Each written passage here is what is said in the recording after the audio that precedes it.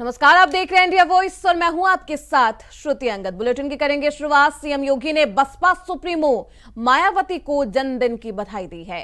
CM योगी ने अपने social media handle x पर पोस्ट किया, जिस पर उन्होंने मायावती की लंबी उम्र की कामना की है। सीएम योगी ने लिखा कि प्रभु राम से कामना की है कि बसपा सुप्रीमो को लंबी उम्र दे। तो सीएम योगी आदित्यनाथ ने बसपा सुप्रीमो मायावती के जन्मदिन पर उनको शुभकामनाएं दी है।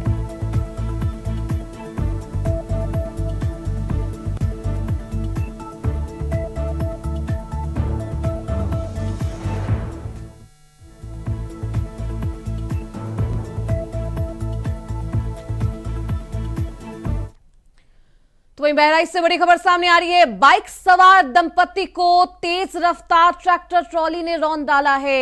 हादसे में पत्नी की मौत हो गई है, पति गंभीर रूप से घायल बताया जा रहा है।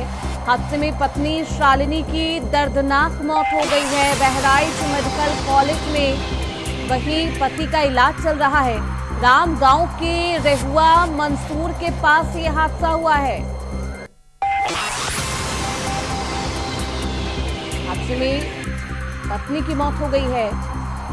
बाइक सवार दंपति को तेज रफ्तार ट्रैक्टर ट्रॉली ने रौंद डाला। इस हादसे में पत्नी की दर्दनाक मौत हो गई है, पति गंभीर रूप से घायल बताया जा रहा है। पति का इलाज मेडिकल कॉलेज में चल रहा है। 5 बजे हम नोता खा करके आए अपने ससुराल से, तो इन लोगों को बैग दिया। हम कहा जाकर अपने ससुराल से आप लोग खाए हो।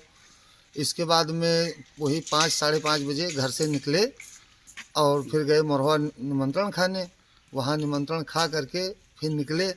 धीरे धीरे 8 बज गया, तब हम फ़ोन लगाए कि जो है अभी तक पहुँचे नहीं, तो शिवाकांत का फ़ोन उठता ही नहीं था। इसके बाद में जब घर में फ़ोन लगाए तो बोले कि आधा घंटा पहले यहाँ से निकल चुके हैं। तब और घबराहट बढ़ी कि फ़ोन क्यों नहीं उठ रहा है। तब जब कभी होश आया आधे घंटे में या घंटे भर में, तब शिवाकांत ने फ़ोन पे बताया कि बापू यहाँ नहर पर चले आओ किसी तरीके से। यत्ता कह के और फ़ोन रख के और अपना भी बेहोशी की हालत में हो गए। फिर जब हम लोग पहुँचे तब दोनों लोग पड़े थे। ये हादसा हुआ है रेहुआ मंसूर में, जो एक नहर है वधा मोड़ रेहुआ मंसूर में। अब अज्ञात ट्रैक्टर ट्रैली से हुआ है, उसका कोई पता नहीं है। तो बहराइच मेडिकल कॉलेज के पास ये हादसा हुआ है। माफ करेगा, बहराइच मेडिकल कॉलेज में पति का इलाज चल रहा है। रामगांव के रेहुआ मंसूर के पास ये हादसा हुआ है। हादसे में पत्नी की दर्दनाक मौत हो गई है, पति गंभीर रूप से घायल बताया जा रहा है। बाइक सवार दंपति को ट्रैक्टर ट्रॉली ने रौंद डाला। ये बेहद दर्दनाक हादसा।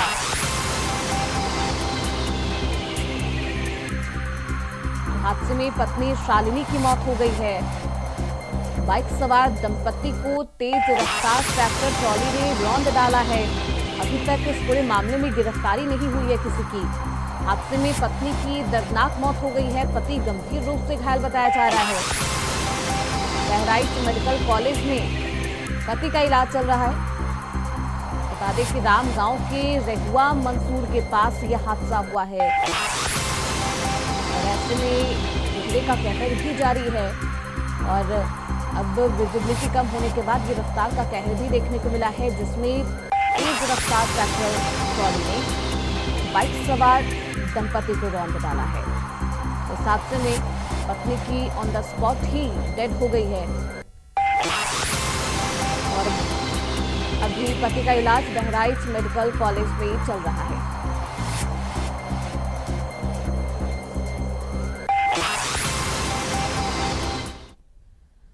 तो ये मथुरा से बड़ी खबर सामने आ रही है। वर्चस्व की लड़ाई में हुई धुआंधार फायरिंग, वांटेड शराब माफिया और दूसरे गुट में यह विवाद हुआ है। दो गुट आमने सामने आ गए हैं। शराब माफिया गुट ने दूसरे गुट पर फायरिंग की है। पास से गुजर रहे नाबालिग को गोली लग गई है। घटना वृंदावन कोतवाली क्षेत्र अंतर्गत गौरा नगर की घटना बताई जा रही है। वांटेड शराब माफिया और दूसरे गुट में किस तरीके से विवाद हुआ, बरकस की लड़ाई में दोनों गुट आमने सामने नजर आए।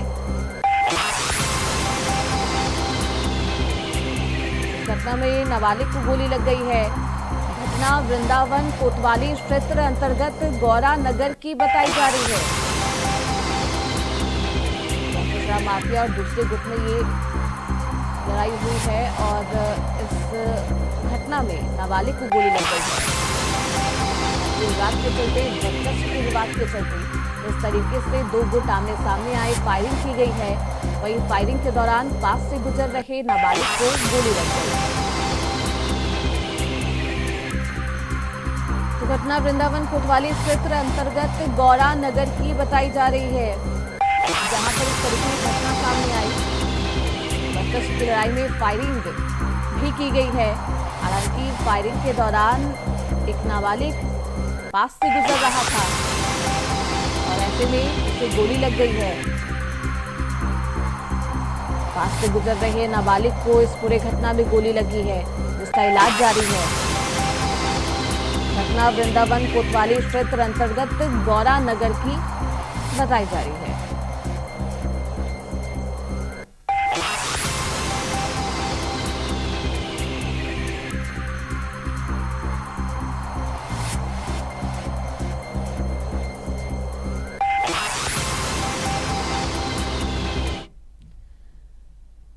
अब आपको सीधे ले चलते हैं मुंबई, जहां प्रधानमंत्री मोदी लाइव आ रहे हैं।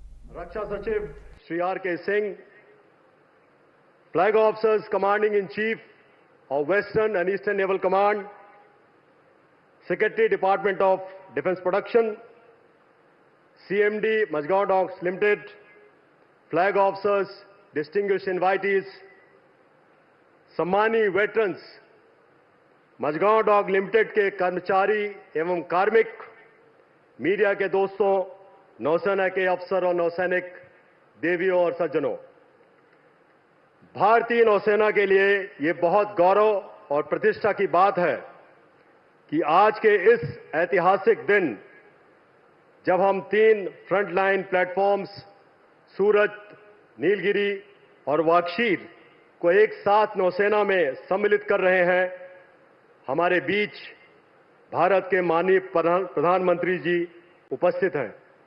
सर, आपकी उपस्थिति ने आज के समारोह को एक उत्सव में बदल दिया है, जहां हम सब मिलकर भारत की शक्ति, क्षमता और आत्मनिर्भरता को सेलिब्रेट कर रहे हैं। आज कमीशन किया जा रहा सूरत प्रोजेक्ट 15A और 15B डिस्ट्रॉयर्स की गौरवशाली परंपरा को अग्रसर करता है। नीलगिरी प्रोजेक्ट 17A के 7 फ्रिगेट्स का पहला जहाज है और वाक्षीर प्रोजेक्ट 75 की आखिरी सबमरीन है। ये तीनों प्लेटफॉर्म्स भारतीय नौसेना की क्षमता को सशक्त एवं प्रभावशाली बनाएंगे। इससे हमारे सामुद्रिक हितों की सुरक्षा और भी मजबूत होगी।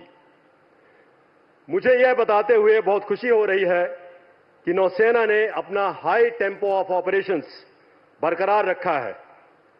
इससे हिंद महासागर क्षेत्र में हमारे नेशनल मैरीटाइम इंटरेस्ट को सेफगार्ड करने में और प्रधानमंत्री जी के SAGAR security and growth for all in the region vision को सक्षम करने में हम सफल हुए हैं। आज का समारोह Mazagon docks limited, naval headquarters, western naval command, warship overseeing team Mumbai और फील्ड यूनिट्स के प्रत्येक सदस्य की मेहनत, समर्पण और कार्यकुशलता का परिणाम है। मैं हमारे बीच मौजूद वेटरन्स, जिनमें 2 भूतपूर्व नौसेना अध्यक्ष एडमिरल विजय सिंह शेखावत और एडमिरल महादेव सिंह भी शामिल हैं, को धन्यवाद देना चाहूंगा। आप वेटरन्स में से कई पहली नीलगिरी और बख्शीर पर सेवा प्रदान कर चुके हैं। आज सूरत, नीलगिरी और बक्शीर के कमिश्निंग क्रूज को हार्दिक बधाई देते हुए मैं यही बयान करूंगा कि आपके पास हमारे। वही खबर सीतापुर से है, जहां 2 युवतियों का युवक से मारपीट करते वीडियो तेजी से वायरल हो रहा है। 2 युवतियों का पुलिस के सामने युवक को चप्पलों से पीटते ये वीडियो सोशल मीडिया पर वायरल है। जिला अस्पताल के अंदर पुलिस चौकी होने के बावजूद मारपीट हुई है। जनपद के शहर कोतवाली स्थित जिला अस्पताल का बताया जा रहा है ये मामला। वायरल वीडियो सीतापुर का है, जिसमें आप भी देख सकते हैं किस तरीके से पुलिस के सामने ही युवतियों ने इस तरीके से चप्पल से युवक की पिटाई की है।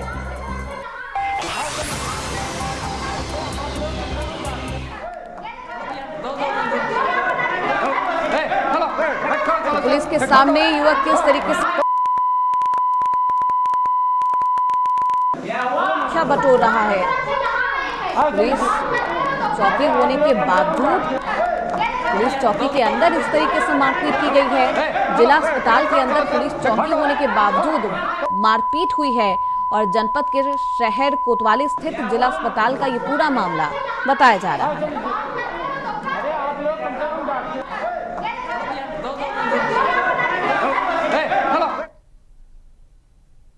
तो अयोध्या से बड़ी खबर सामने आ रही है। मिल्कीपुर सीट पर उपचुनाव का रण, 5 फरवरी को होगा उपचुनाव। सपा प्रत्याशी अजीत प्रसाद आज करेंगे नामांकन। बकौली में सपा की होगी विशाल जनसभा। 2 बजे अमानीगंज के ग्राम सभा विशाल जनसभा को भी संबोधित करेंगे। जनसभा का आयोजन किया जाएगा।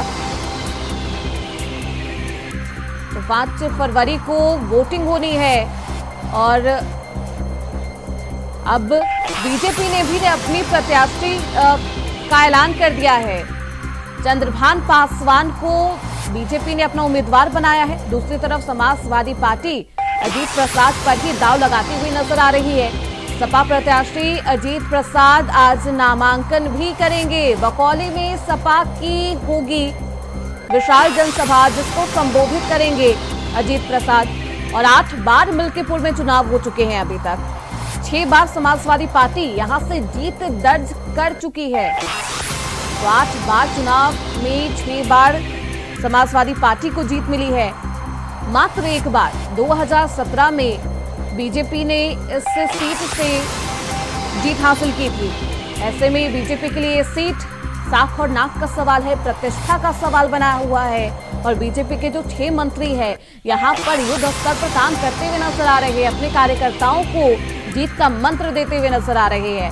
सीएम योगी आदित्यनाथ मिल्कीपुर सीट की कमान थामे हुए हैं और ये मुकाबला बेहद दिलचस्प है, क्योंकि मुकाबला समाजवादी पार्टी और बीजेपी के बीच होगा। वहीं दूसरी तरफ कांग्रेस से यहाँ पर समर्थन दे रही है समाजवादी पार्टी का। ऐसे में देखना बेहद दिलचस्प होगा कि ये सीट इस बार किसके पाले में जाती है। जनता इस बार इस सीट से किसे चुनती है। 8 फरवरी को इस सीट के लिए नतीजे भी सामने आएंगे। 5 फरवरी को चुनाव होना है। तो मिल्कीपुर ये सीट समाजवादी पार्टी और बीजेपी दोनों के लिए बेहद महत्वपूर्ण। समाजवादी पार्टी जहां इसे लिटमस टेस्ट की तरह देख रही है। अयोध्या की फैजाबाद सीट लोकसभा चुनाव में समाजवादी पार्टी के पाले में गई। ऐसे में मिल्कीपुर में भी समाजवादी पार्टी अपने जीत के फॉर्मूले को बरकरार रखना चाहती है। हमारे साथ हमारे सहयोगी विनय मिश्रा इस खबर पर ज्यादा जानकारी के साथ जुड़ चुके हैं। विनय, मिल्कीपुर सीट का ये जो चुनावी युद्ध है ये बेहद दिलचस्प है। अब ये कहा जा रहा है कि समाजवादी पार्टी के प्रत्याशी अजीत प्रसाद आज नामांकन करेंगे। कितने बजे नामांकन होना है, क्या कुछ जानकारी? बिल्कुल सच्ची बता दूं कि मिल्कीपुर में उपचुनाव की घोषणा हो चुकी है और 10 जनवरी से नामांकन की प्रक्रिया है। और सपा के प्रत्याशी अजीत प्रसाद जो है आज नामांकन करने के लिए निवास शहादत में से 11 बजे करीब में यहाँ से निकलेंगे और सीधे कलेक्ट्रेट में जाकर के अपना नामांकन करेंगे। और यहाँ पे कई सपा के नेता जो है वो भी लगे हुए हैं। से का बड़ा नेता कोई नहीं आया है जिस प्रकार के उसमें, इस तरीके से आप भारी लश्कर के साथ में जो है अभी कलेक्ट्रेट में जाकर के अपना नामांकन दाखिल करेंगे। और यहाँ पे जो है 2 बजे करीब में जो है अमानीगंज के जो बकौली गाँव में जो है यहाँ पे जनसभा का भी कार्य करते हैं। इस तरीके से जो है आज नामांकन जो है सपा का हो जाएगा। उसके बाद जो है बीजेपी भी अपना नामांकन करेगी। कल बीजेपी ने भी अपना प्रत्याशी यहाँ पे घोषित कर दिया है, तो सपा और भाजपा की यहाँ पे सीधी टक्कर देखी जाती है।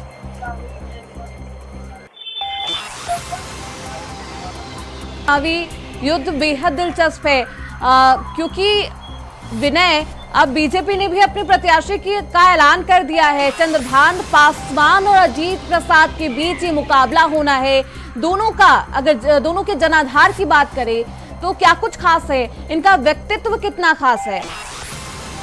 तो बिल्कुल आपको बता दो जैसे कि यहाँ पे बीजेपी ने जो है बिल्कुल जो है चौंकाने वाली जो प्रत्याशी को यहाँ पे चुन लिया है। और इससे सबसे बड़ी बात यह है कि जो है चंद्रभान पासवान है, जो साफ सुथरा छवि वाले हैं और इसकी पत्नी जो है जो है जिला पंचायत सदस्य रोली रह चुकी है। इस तरीके से इनका राजनीतिक कैरियर जो है पूरे घर से देखा जा रहा है, क्योंकि इनके पिताजी प्रधान थे।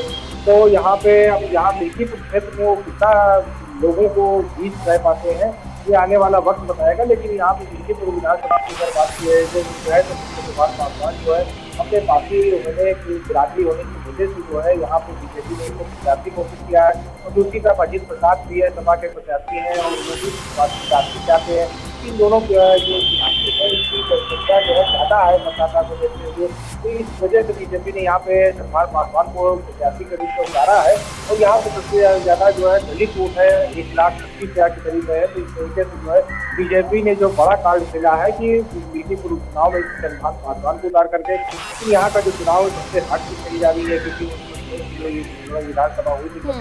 ऐसे में विनय सवाल यही उठता है क्योंकि बाबा गोरखनाथ का नाम भी काफी ज्यादा चर्चाओं में था। कहा जा रहा था कि क्योंकि साल 2017 की बात करें तो बीजेपी के यही उम्मीदवार थे जिसने समाजवादी पार्टी को झटका दिया था और जीत दर्ज कराई थी इस सीट पर।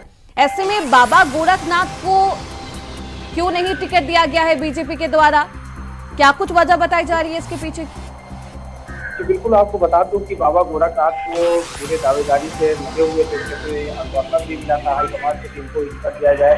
लेकिन ऐन वक्त जो है बीजेपी ने जो इनका टिकट काट करके चंद्रभान पासवान को दे दिया गया है। वजह यह थी कि पिछली बार जो है ये मामूली वोट से 17 वोटों से ये हारे थे। और यहाँ पे जो माना जा रहा है कि इनका कुछ विरोध होने लगा था, तो इस वजह से जो है बीजेपी ने इनको टिकट काट करके एक नए चेहरे को उतार दिया। और कहा जा रहा था कि बीजेपी जो नए चेहरे की जो साफ सुथरा करने वाला होगा। और बाबा गोरखनाथ का जो इस तरीके से उनका टिकट काटा गया है, तो माना जा रहा है कि इनको आश्वासन मिला है कि इनको कोई न कोई पद जो है बीजेपी में दिया जाएगा। जो है भाजपा के जो उम्मीदवार है चंद्रभान पासवान, उनके साथ जो है विचार करते हुए यहाँ पे नजर आएंगे। बिल्कुल, ऐसे में विनय मिल्कीपुर का ये उपचुनाव दोनों ही दल के लिए बेहद महत्वपूर्ण है। ऐसे में देखना बेहद दिलचस्प होगा कि जनता अपना जनादेश किसके पक्ष में देती है। बहुत शुक्रिया विनय आपका इन तमाम जानकारियों के लिए। तो समाजवादी पार्टी के प्रत्याशी अजीत प्रसाद आज नामांकन करेंगे और बकौली में सपा की चुनावी विशाल जनसभा भी होगी जिसमें जनता को संबोधित करते हुए नजर आएंगे। अजीत प्रसाद समाजवादी पार्टी के प्रत्याशी है और समाजवादी पार्टी के पक्ष में माहौल बनाते हुए नजर आएंगे। और दूसरी तरफ उनका मुकाबला बीजेपी के प्रत्याशी चंद्रभान पासवान के साथ होगा। ये मुकाबला बेहद दिलचस्प है। मिल्कीपुर दोनों ही पार्टियों के लिए बेहद महत्वपूर्ण, जहां समाजवादी पार्टी इसे लिटमस टेस्ट की तरह देख रही है तो दूसरी तरफ बीजेपी इसे अपनी प्रतिष्ठा का सवाल बना चुकी है। बीजेपी के 6 मंत्री इस चुनाव में जीत दर्ज कराने के लिए वही मौजूद है और लगातार मुख्यमंत्री योगी आदित्यनाथ इस सीट पर कमान थामे में नजर आ रहे हैं। ऐसे में देखना बेहद दिलचस्प होगा कि जनता 5 फरवरी को क्या कुछ अपना जनादेश ईवीएम में रिकॉर्ड करती है और 8 फरवरी को नतीजा किसके पक्ष में आता है। तो मिल्कीपुर सीट पर उपचुनाव होना है और ऐसे में 5 फरवरी को जनता वोट करेगी अपनी पसंदीदा प्रत्याशी को। दोनों की ही किस्मत का फैसला 5 फरवरी को ईवीएम में कैद होगा। 8 फरवरी को नतीजे आएंगे तो बकौली में सपा की आज विशाल जनसभा भी होने वाली है। 2 बजे अमानीगंज के ग्राम सभा में विशाल जनसभा को संबोधित करते हुए नजर आएंगे। वही खबर गाजीपुर से है, जहां मुख्तार अंसारी गैंग के शूटर की करोड़ों की अचल बेनामी संपत्ति कुर्क कर ली गई है। वहीं कुर्क की गई अचल बेनामी संपत्ति की कीमत 1.55 करोड़ रुपए पुलिस बताई जा रही है। पुलिस ने बेनामी संपत्ति कुर्क कर दी है। जब्तीकरण की कार्रवाई भी की गई है और मुख्तार गैंग के शूटर की ये संपत्ति बताई जा रही है, जिससे पुलिस प्रशासन के द्वारा कुर्क किया गया है। करोड़ों की ये अचल बेनामी संपत्ति अब कुर्क कर ली गई है।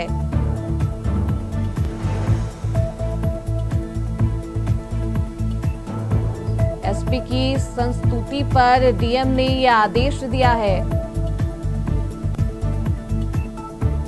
कराना है कि श्रीमान जिलाधिकारी महोदय गाजीपुर द्वारा पारित कुर्की आदेश अंतर्गत धारा 14A गैंगस्टर एक्ट 1986 के तहत IS 191 गैंग सरगना मुख्तार अंसारी का प्रमुख सहयोगी एवं शार्प शूटर अंगद राय उर्फ झुल्लन राय सन ऑफ सरदेव राय निवासी शेरपुर खुर्द थाना भावरपुर गाजीपुर द्वारा अर्जित अचल बेनामी संपत्ति जिसकी कीमत करीब 1,55,00,000 रुपए है को आज दिनांक 14/1/2025 को कुर्क कर जब्तीकरण की कार्रवाई की गई।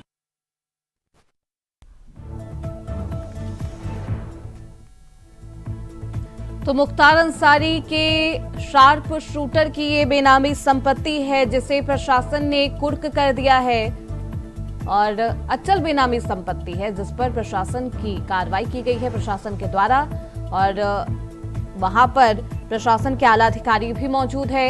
बेनामी संपत्ति की कीमत 1.55 करोड़ से ज्यादा बताई जा रही है। पुलिस ने बेनामी संपत्ति को कुर्क कर दिया है। जब्तीकरण की कार्रवाई की गई है। मुख्तार गैंग के शूटर की ये संपत्ति बताई जा रही है।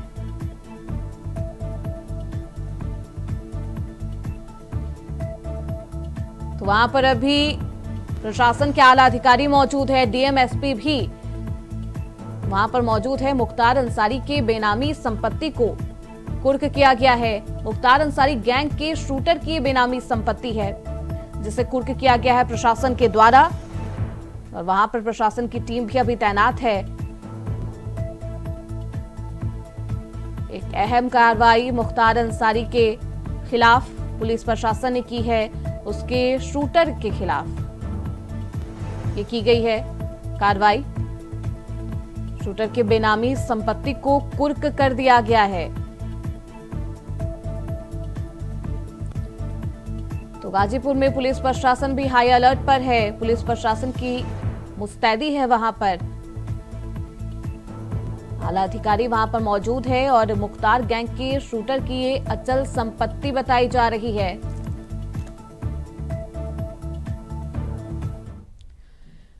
वहीं हरदोई से बड़ी खबर सामने आ रही है। सड़क निर्माण में हुई बड़ी लापरवाही, आफत में लोगों की जान है। घने कोहरे में आपस में 10 गाड़ियां टकरा गई है। गाड़ियों की टक्कर से कई लोग जख्मी हो गए हैं। पुल पर चढ़ी एक कार पलटकर हुई चकनाचूर। कार में सवार कई लोग घायल हो गए हैं। एक युवती की हालत बेहद गंभीर बताई जा रही है। लखनऊ हरदोई मार्ग पर ये बड़ा सड़क हादसा हुआ है। कंपनी की लापरवाही से स्थानीय लोगों में भारी आक्रोश है। वो एक के बाद एक 10 गाड़ियों की टक्कर हुई है। विजिबिलिटी भी बेहद कम है। ऐसे में लगातार सड़क दुर्घटना की खबरें सामने आ रही है। लेकिन अब स्थानीय जो लोग हैं उनमें आक्रोश का माहौल। सड़क निर्माण में ये लापरवाही हुई है। आफत में लोगों की जान नजर आ रही है।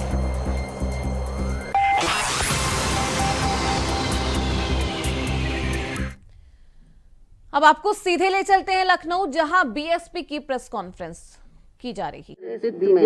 पार्टी आम आदमी पार्टी पूर्व की तरह अन्य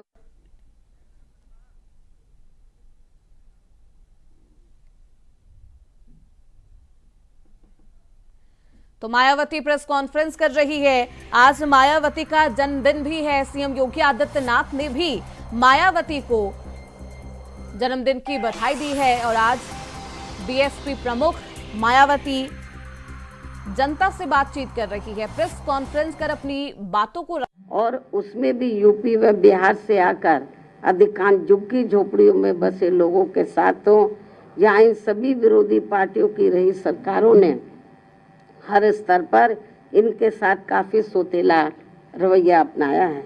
कोरोना काल में तो इनके साथ काफी बुरा बर्ताव किया गया है, जिसकी जानकारी आप सभी को है।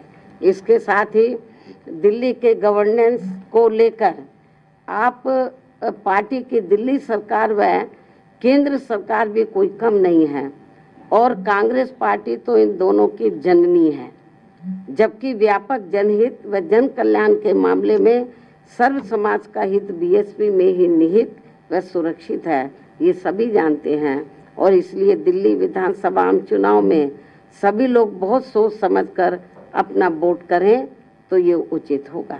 हालांकि दिल्ली के करोड़ों लोगों की रोटी रोजी, हर प्रकार की सुख शांति, कानून व्यवस्था व अन्य बुनियादी सुविधाओं संबंधी देखभाल आदि के मामलों में केंद्र व दिल्ली राज्य सरकार की अलग अलग कानूनी जिम्मेदारियां हैं, जिसके अभाव को लेकर कोई सरकार अपने आप को दोष मुक्त नहीं कर सकती है।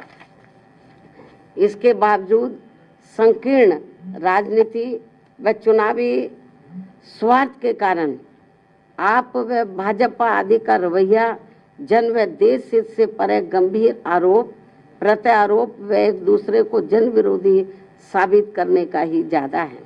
साथ ही आए दिन की जा रही नफरती व भड़काऊ पोस्टरबाजी आदि पर चुनाव आयोग को तत्काल सख्त कार्रवाई करनी बहुत जरूरी है। फिलहाल इसी के साथ इस बुलेटिन में बस इतना ही। देखते रहिए इंडिया वॉइस।